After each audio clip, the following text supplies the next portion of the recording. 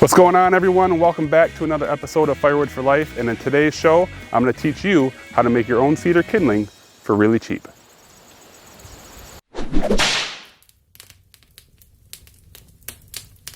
All right, everyone, if you've ever had the opportunity to start a fire with a piece of cedar, you know that it works fantastic. It does pop and spark a little bit just because the wood is very porous and it has a lot of oils within the wood that cause it to pop, but it's those oils that create such a hot burning fire in a short amount of time. So one of the issues though that I have with cedar is that it's hard to find, and unless you have it on your property, some cedar trees in the swamp or something, it's really hard to get to. So I don't have any. I'm sure most of you don't have any. So what I have found the easiest way to obtain the cedar is to go down to your local farm and garden store and just buy cedar posts. These are just round. This one's 3 inches around. They're scraped cedar posts. They're not treated with anything, so it's nice clean wood. And a lot of them they're really dry. They're ready to burn right away. So like I said, these are 3 inches around. They're 8 feet long. I actually like the 4 and 5 inch round pieces a little bit better, but they didn't have any. So these were all that I could find. They're $6 a piece, so I have $12 total in cedar. But if you've ever shot for cedar kindling online or at the store, you know that stuff's pretty expensive. So this is a lot cheaper and you're gonna get a lot more wood out of it. Since they're 8 feet long, I did mark them at 9 inches. Just the way that the math works out, your last piece is gonna be a little short, but it's gonna be really close. And because of the diameter and the fact that these are basically perfectly round, they're gonna split really easy. So you can saw them up right on your sawbuck. This is a sawbuck that I made 10 years ago. It still works great. I'm gonna drop some plans in the description of this video on how to make the sawbuck if you're interested. It does fold. It's kind of hard with the logs on it right now, but this thing will hold. I mean, it holds a lot of wood. If you can lift it, this thing will hold it. So they're great plans. Check them out. And to cut these up, you can use a handsaw, and it would be really easy. But because I like to do things as quick as possible, I'm actually going to set them up on my chop saw and just buzz them up real quick. This 3-inch diameter is going to cut really easy, and it's only going to take a couple of minutes. So I'll bring you along with me, and then after that, let's split these up. Okay, like I said, I'm just going to use the chop saw to buzz these up real fast. You can use a handsaw if you want, or even a chainsaw and a sawbuck, but this works really quick just because they are the 3-inch pieces. If they were larger, you would want to use a different method, but for this is the quickest, easiest way, so let's give it a shot.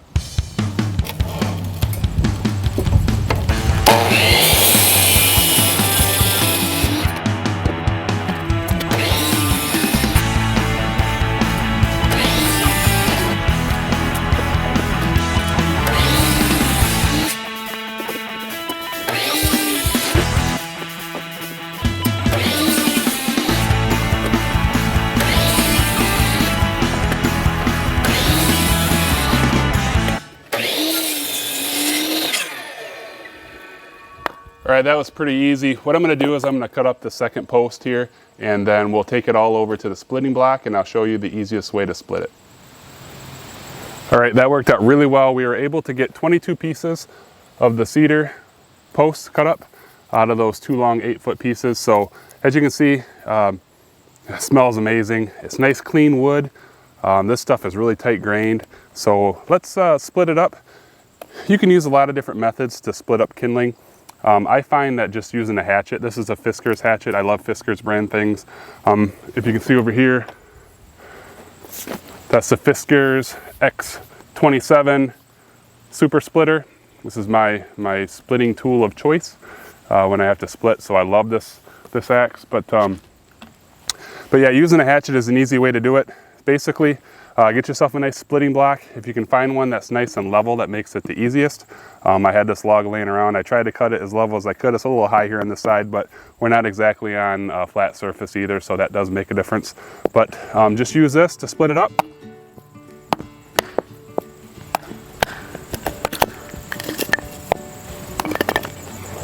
You have a lot more control using a smaller hatchet as opposed to the larger pieces as well.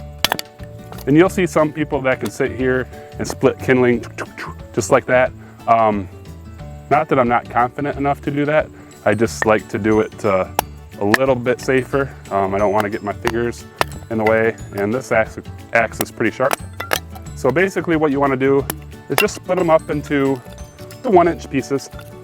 You can see how much we're getting already just off of the single chunk. It's a beautiful day to split kindling today. Like I said, this should be enough to last me most of the winter.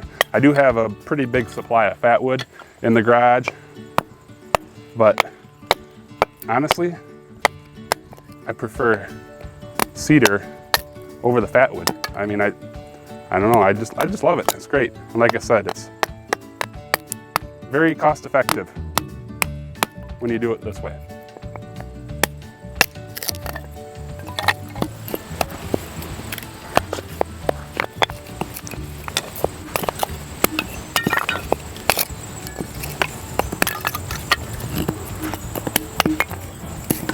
All right, I'm gonna stay here and I'm gonna split up the rest of these, and there's no sense to you guys watching me split this entire stack, so stick around and we'll be right back.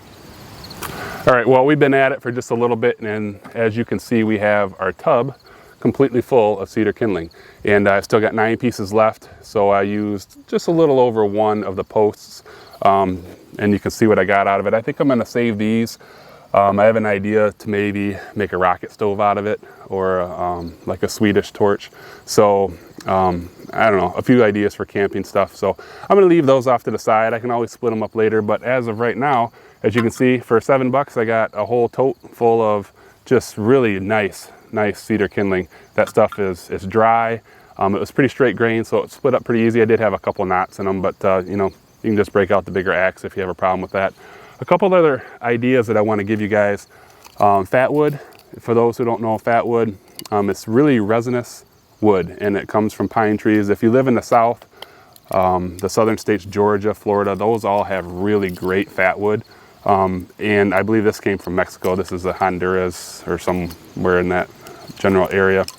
But basically, when you cut down a pine tree, the stump, or if you have a pine tree blow over or on the limbs, basically where there's trauma to the tree sends out extra sap to help protect it from infection, bugs, things of those nature. So that sap basically is very concentrated in those areas.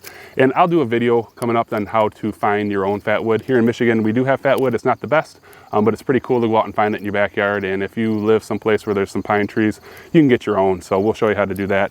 And also, probably the easiest way, even easier than if you don't want to buy the cedar post.